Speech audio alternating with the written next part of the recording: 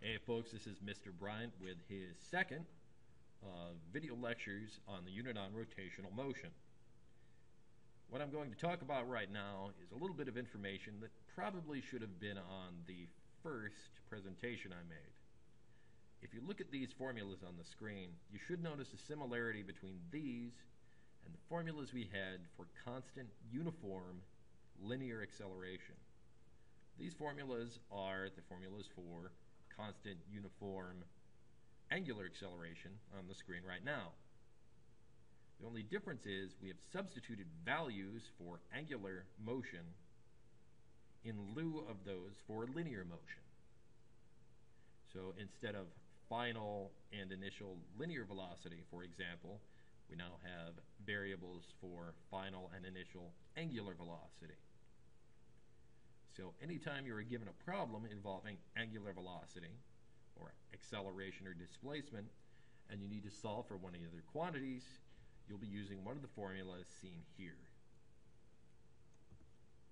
Something else I thought probably stood some reinforcement was the relationship between the circumference of a circle and how far an object moves as it rolls along the ground. Hopefully you remember from your math classes that the circumference of a circle is 2 pi r, 2 pi times the radius of the circle. This means that every time a round object makes one revolution, all the points on the outside will travel a distance of 2 pi r. So let's apply this to something in the real world. Let's say you had a bicycle with wheels that had a circumference of 1 meter. That would mean every time you made that wheel go through one revolution, it would travel 1 meter. And so would the entire bicycle for that matter. This is going to be important when we get to problems involving a certain number of revolutions per minute and relating that to some aspect of the object's angular or linear velocity as it moves around the ground. So now we're ready to finally get into discussing rotational motion in terms of its linear components. Anytime an object rotates around something else, it's not only sweeping out through an angle, as we looked at in the first video, but it's also traveling through three-dimensional space. So the Earth, for example, as it orbits the Sun, isn't just moving through some crazy angle, it's actually hurtling through the cosmos, rather quickly actually. One of the things we can do is take the information we know about an object's angular motion and discover quantities relating to its linear motion. When an object rotates in a circle, if we could stop its motion at any one time, what we would discover is that its actual direction of motion at that one point in time is tangent to the radius of the circle. So let's say, for example, you were swinging a yo-yo above your head, all right? If you were to let go of the yo-yo, it would actually travel in a straight line from the moment that you released it.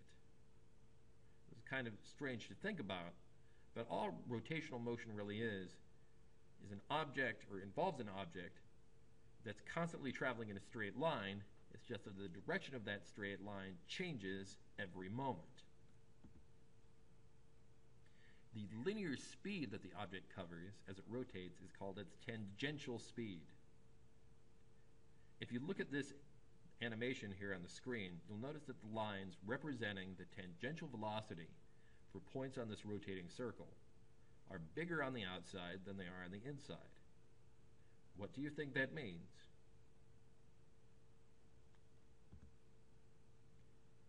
Let's compare this, or think about this, in terms of what happens to the horses on a merry-go-round. All of the horses on the merry-go-round have the same angular speed. They go through the same angle every second. This is because they're all part of the same rigid, fixed object.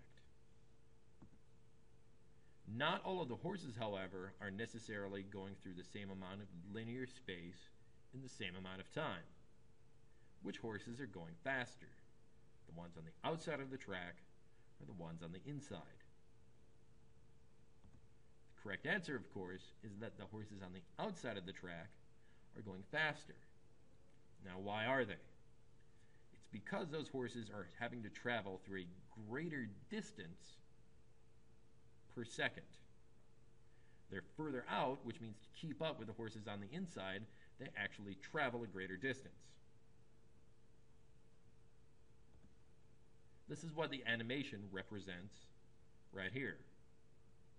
So if you imagine that we have, say, a couple of people starting at where all of the arrows begin, and they're all walking at the same time, if the person on the outside wants to keep up with the people on the inside, the person on the outside has to walk faster because they have to cover a greater distance. This is why races, for example, foot races between people, are modified so that the people on the outside tracks, at least from what we can tell, actually don't have to go quite as far. In reality, all the people who have designed the track have done is modify the track to take into account the fact that the people on the outside actually have to run a greater distance than the people on the inside of the track. The formula for tangential speed is the radius of the path taken by a person, an object, a point, what have you, multiplied by their angular speed. Tangential speed is measured in meters per second. You'll notice that this is just the same unit as linear speed. An object's tangential acceleration is its radius times its angular acceleration. And again, just like its linear counterpart, tangential acceleration is measured in meters per second squared.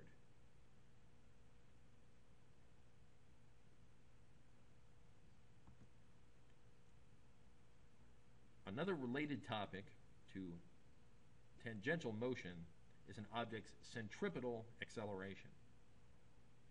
Every time an object rotates, whether its velocity changes or not, the object is accelerating. The reason the object accelerates comes from the thing that I discussed earlier, that a rotating object is really something that's traveling in a straight line whose direction constantly changes. So here we have a person swinging a yo-yo above their head. The object would not travel in a circle unless the person were accelerating that yo-yo. If the person just let go of the string and stopped accelerating it, that yo-yo would just head off in the direction labeled V here on the diagram. An acceleration that keeps something moving in a circle is called a centripetal acceleration. This acceleration, again, only deals with the change in direction of the object. It is not necessarily an acceleration that will cause an object to speed up or slow down.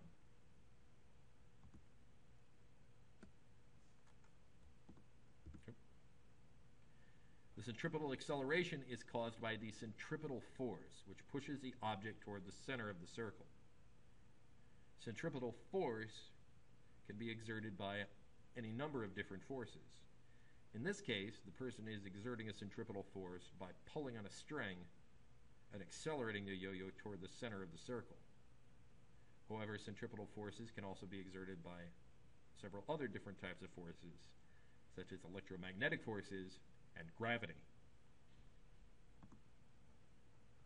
Centripetal forces, again, only change the direction of an object's motion, not its angular or tangential velocity. The centripetal force in this case is a tension force exerted through the string on the yo-yo.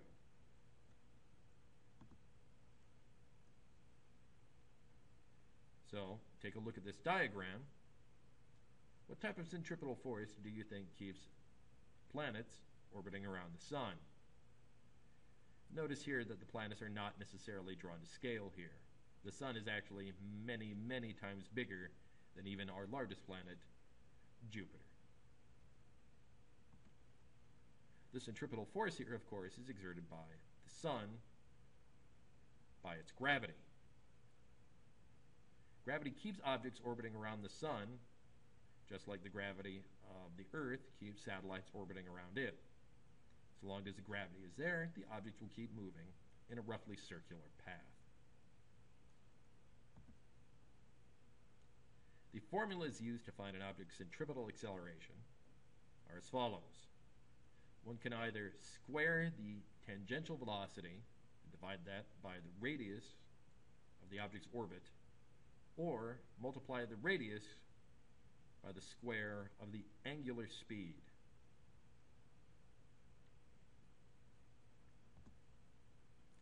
Here are a couple formulas for you to work on. Go ahead and try to solve these,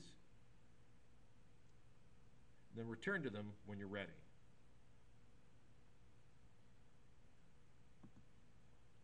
For problem number 1, all we have to do is multiply the radius of our object by its angular speed. The angular speed can be found by dividing the angular displacement by the time. Our tangential velocity is therefore 2.8 meters per second. For problem number 2, again, fairly straightforward. Simply divide the tangential acceleration by the radius of the object. For problem number 3, multiply the radius by what we found earlier, the angular speed, squared in this case. So our centripetal acceleration will be 8.10 meters per second squared.